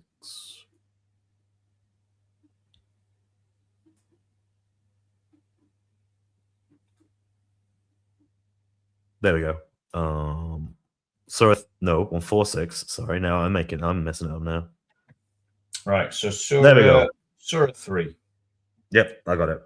Do you want me to read it? Yeah. And how many a prophet has had numerous godly people combating alongside him, and they did not waver regardless of that which afflicted them in the way of Allah, nor did they weaken, nor did they give in, and Allah loves the patient ones. Right. And then if you want to read the variant. Yeah. Let me just emphasize this. And how many a prophet has had numerous godly people combating alongside him. So the key word is combating. Let's look at the footnote. Nafi, Ibn Kathir, Abu Amir, and Yaqub read it as numerous godly people killed alongside him. So you had, yeah, this is what I thought you were likely going to bring up. It was either that or a different one I had in mind. But so either combating, which of course means they're just fighting, or killed, meaning they're actually dying. These are not synonymous. You can combat someone and win and live to tell the story, or you die. You are killed. They are not the same thing. They have different meanings. Exactly. You know, these are not the same thing. So what is Allah wanting to communicate? Is he talking about, is he trying to draw attention to the people that die or just the people that fight alongside the prophets? Because there's a big difference between dying and fighting alongside of. Yeah. So there you go. That's one clear example of a textual variant. Do you want to pull up another one before I go on to my next one? Yeah, let's do 17:102. I think that's the one. Let me just check. Oh, I could bring up 1181 and show Marian Van Puren's commentary on it. Yeah, sure. Do 1181. Okay, I'm going to show Marian's views on this because I think he does a really good job of explaining it. Here we go. So he posted this on X, on Twitter, and I think he does a really good job of breaking down a pretty big variant that exists in the readings. So let's read. The story of Lot and his people in the Quran recurs strikingly often throughout the Quran, and he gives all these different verses and finds clear parallels with the story told in Genesis 19. He then goes on to say this is a thread. Okay, great stuff. It's been noted that a pivotal moment in the original story about Lot's wife is told quite differently in the Quran than how it is in Genesis. In Genesis, as Lot and his family leave Sodom and Gomorrah, his wife looks back and is turned into a pillar of salt. So that's the Genesis account. In Sodom and Gomorrah, Lot's wife leaves, turns back, and is turned into a pillar of salt. In the Quran, the pillar of salt is missing entirely, and generally it's not the wife's looking back that causes her perdition. Instead, she is said to be left behind or even decreed to be left behind. And it quotes the Quran verses. So there are these three. And in fact, he actually gives them. So let's bring them up real quick. So 1560. Except his wife, we decreed that she is of those who remain behind. So very clear. Who remains behind? Lot's wife. This one. This is chapter 27, verse 57. So we saved him and his family, except for his wife. We destined her to be of those who remained behind. Who remains behind? Lot's wife. Chapter 37, verse 135. Except an old woman, who they interpret as his wife, among those who remained with the evildoers, who remained Lot's wife. And then lastly, chapter 26, verse 171. Except an old woman. I don't know why the Quran keeps calling her an old woman, but that's how it refers to her sometimes. Among those who remained behind. Okay, great stuff. But chapter 11, verse 81 is different. It says a different thing. Here, two angels come to warn Lot and command him to leave with his family and not turn around. After that, a phrase follows, and Marian Van Putten gives the Arabic, which can be read in two different ways. And he says, Ila mura'akata, I don't know if I'm pronouncing them right, and Ila mura'akatu. Both mean, except your wife, but what is being excluded differs. And then he says, and he breaks it down. So basically, the section consists of three phases, and he gives the phrase, and he says, so travel with your family during a portion of the night, and let among you not one turn around except your wife. And then he says, illa except in positive sentences is followed by the accusative, they prostrated except for a bliss. He gives an example. But when accepting a negative sentence, it shows up in the normative as there is a God. God, again, keeps giving examples. So with this particular phrase, it exempts the positive phrase, so travel with your family, except your wife. That is the majority reading. So the majority reading is they are going to travel with the family, except his wife. So that would mean the wife stays behind. That's in line with the other Quran verses. But Abu Amir and Ibn Kathir read this particular phrase, accepting the negative phrase, and not one of you shall turn around except your wife. So basically the grammar is being changed and looked at differently in these two different Qira'at readings that actually change the narrative of the story. In the majority readings, Lot's wife stays there and she never goes. Whereas in this one, she does go, but then is she turns around and is doomed, basically. So you can see that's quite a substantial difference, because that's literally a contradiction. So if I say to you, Lot's wife did leave, and I also say to you in the same context and in the same verse, Lot's wife did not leave, they are not reconcilable. No. In fact, I've talked to some Muslims at Speaker's Corner about this, and I'm not joking. The best I've ever heard is this theory that she kind of had 1 foot out of Sodom and Gomorrah and 1 foot in. So in a way, she had left, but in a way, she hadn't. Yeah, this is the sort of thing that you'll deal with. Yeah, I've got a video basically showing that Muslims do recognize that the different Qira'at contradict one another. And the argument of this video is essentially that each Qira'at is kind of like unique to itself. And so it might contradict a different Qira'at, but it makes sense within its own Qira'at. So I just want to share that video. Yeah, sure. And because basically it admits the point that you've just made. It doubles down on the point that you've just made. Let me just pull it up.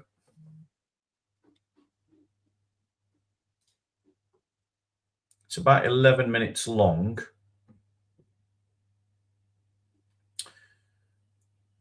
So we'll have a bit of These are the nights to get rid of. Open, and every act of giving writes a new chapter in your story with Allah. With MATW Amana Giving Platform, you can let your charity flow through all 30 nights of Ramadan. In this ayah, Allah tells us about something that Musa had said to the Pharaoh. Can you hear قال لقد علمت ما أنزل هؤلاء إلا رب السماوات والأرض, which means, you have known that none has sent down these except the Lord of heavens and the earth. But there seems to be a problem. In another confirmed mutawatir qira'ah, this ayah is read as قال لقد علمت with a dhamma, which changes the meaning to I have known that none has sent down these except the Lord of the heavens and the earth, leaving us with a big question. Isn't this a contradiction in the ayah? I mean, this is a quote, and Musa had said either one thing or the other, and it is not that both of these things happened at the same time. So, what is really going on here, and how should we understand this? Well, this video answers these questions about the seeming qira'at contradictions. But first, this is a sensitive topic, so you need to watch the whole video to not miss any piece of information or misunderstand anything. So clear your mind, and let's get started. Basically, any qira'ah difference in the entire Quran will be one of these three cases. Listen carefully. 1. Different words with the same meaning. 2. Different words, different meaning with concurrence. 3. Different words, different meanings with impossible concurrence. Do you get that? So here's a Muslim admitting that there are different words with different meanings, and some of the examples can have concurrence, which I think is fair, and some don't have concurrence. In other words, they cannot be reconciled. Yeah. Which is the point that you're making. Now, I want to try and skip to, I think it gives one example of each. Are you all right to Yeah, I'm happy to watch, yeah. Yeah? Right, I want to see if I can skip to the third bit if you want. The third bit. And then he does the usual Muslim thing of just attacking the Bible. Right, of course, at the end. yeah. You know, Islam stands on the giant that is Christianity. Exactly. Islam would be no fun if Christianity wasn't there. Right, let's have a look. Okay. You're right, moving on to example number 3. So this is a Muslim identifying this. Last case. Different words, different meanings, with impossible concurrence. And this is where most of the attackers of Islam operate and come up with all sorts of false claims of contradictions. But let's see what this is all about. In the ayah we mentioned at the beginning of the video, we are talking here about something that Prophet Musa said to Fir'aun. In one qira'ah he says, "You knew," but in another he says, "I knew." And since this is about something being said, it is impossible that these two meanings can be combined like the previous case. There you go. It is impossible to combine these synoptic differences. So you have synoptic differences in the Quran. So what is going on here? Well, quite simply, these two ayat are indeed different and can't coexist at the same time. Thank you. Did you hear him? Okay. He just said they're different. There you go. He has admitted there are different Qurans. You just said they can't coexist at the same time. That's quite strong. I wasn't expecting that. It's true. They can't. You know, it's either he knew or you knew, or you know, it's not you knew or he knew it, or I forget who said it actually. I knew or you knew. But they're not the same. And so he's admitting that they're not the same. But they are not meant to happen simultaneously. Or in other words, they were said in two different occasions. Oh, wow. But then how's that possible? So his argument is that the Qira'at is actually telling two different stories. Wow. Oh, that's his argument. That's so bad. You know what's really sad as well? He even showed how easy it is to make the mistake. Yeah. I think it was like replacing a Hamza with a Dogma or something on one of the Arabic letters gives you that different reading. So it's very easy to make this mistake. And can you see my little hand, my little arrow on the screen? The cursor, yeah. So if you see my little cursor, we're talking about this here. Yeah. You know, and that there. Like, this is the difference. So minor, so easy to make that mistake. And yet he's now postulating that there's an entirely new scenario for both so of these this difference now accounts for two entirely different stories. Wow. Well, let's have an example. If I said Umar left and I said Umar arrived, it is impossible that these two things happened at the same time. You can't leave and arrive at the same time. But that should not directly lead us to thinking that there is a contradiction here. Rather, that there is more context needed that reveals that these two sentences happened at two different times.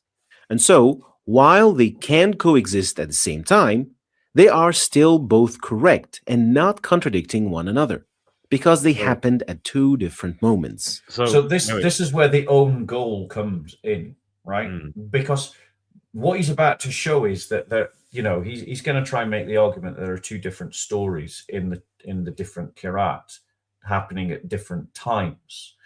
That's going to be his argument. But the point is that confirms, therefore, that your Qurans have different stories. Entire passages are different.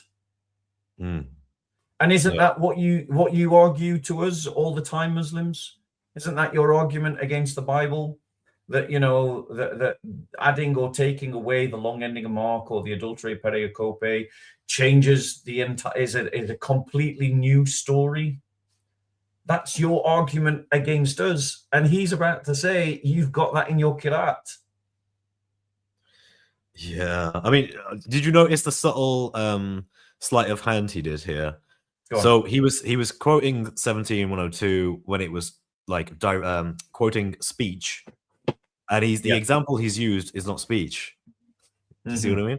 So now he's saying, oh, Amar left and Amar arrived. You can easily reconcile those. Well, yeah, but if you attributed someone saying Omar arrived and someone saying in the same context Omar left, it's harder to understand why that wouldn't just be two verses.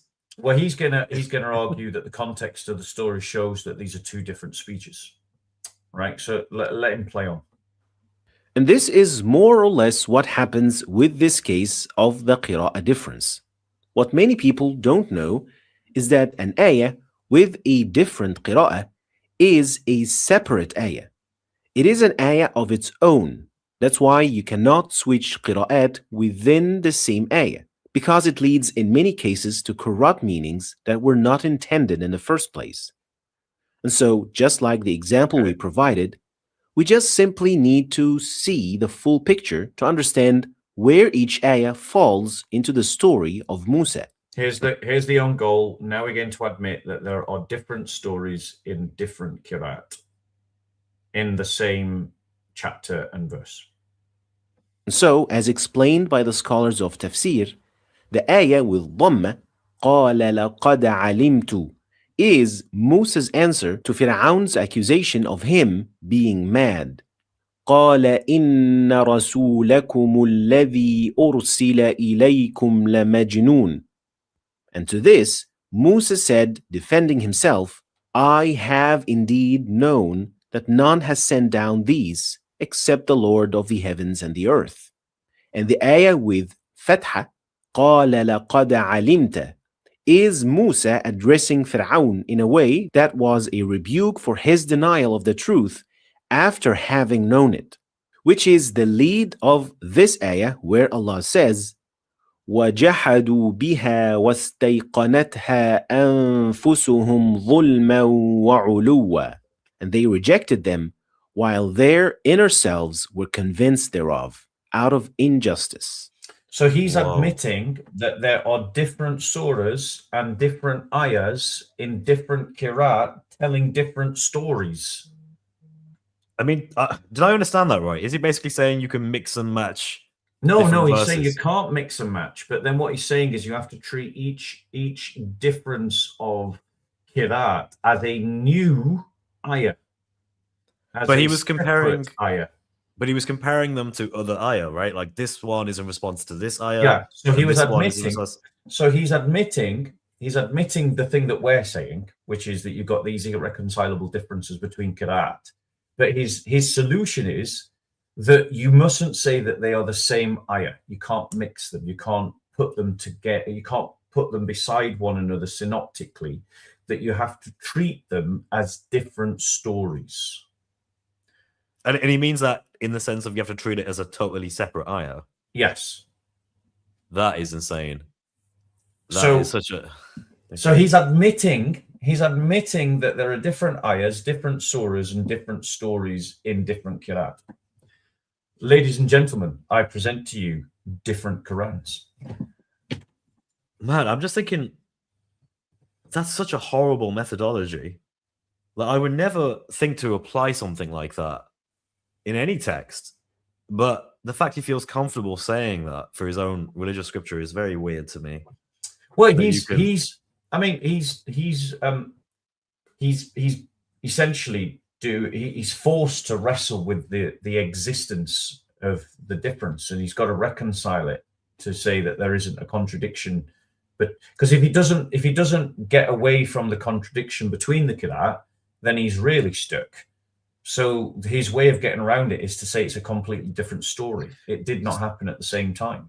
So, but yet it's in the same place in the different Qira'at. So it's in the same verse structure, same chapter, but it's different. So it is a different story. and it is a different ayah. And that means you've got different Qurans. So he's saying that they need to revise the number of verses in the Quran, maybe, because if you include this new one. No. He's saying that each Qira'at has its own number of verses. So each Qira'at is its own number of verses and its own number of chapters, that you're not meant to compare different Qira'at. That's what he's saying. Each Qira'at is his argument is each Qira'at is a standalone Qira'at. Yeah, that's what I mean. If there is this standalone Qira'at that refers to different things. Okay, it's just a really weird way of looking at it, but yeah, I don't think this is a good way of reconciling it either way. So it's not pick and mix. It's not pick and mix. It's that each Qira'at is a standalone thing. They can't be compared, and you can't put them together, which means that what he is forced to admit, without actually saying it, is that you have different stories in the same place in different Qira'at of the Quran, meaning you have the equivalent of the adulterae pericope. Yeah. In the Qira'at. Or the equivalent of the Comma Yohanan in the Qira'at. Yeah. I'll send you the video. Have a think about it.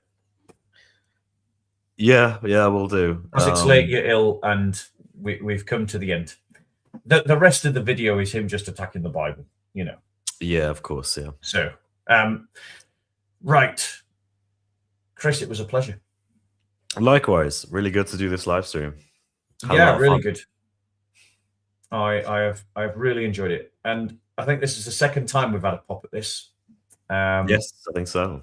So at some point, I'm sure you'll invite me onto your channel to do a presentation. I will. Not that I'm sad that you've been on my channel twice and you've never invited me on your channel once. I'm starting to I think it's more than twice. 3 or 4 now or something. It is. Know. And how many times I've been on yours, bro? I know. I'm wounded. I'm hurt. I know. I will have you on at some point. Yeah, I promise. Like it's scheduled for next year, maybe. Right. Good night and God bless everybody. God bless all of you. Peace with you.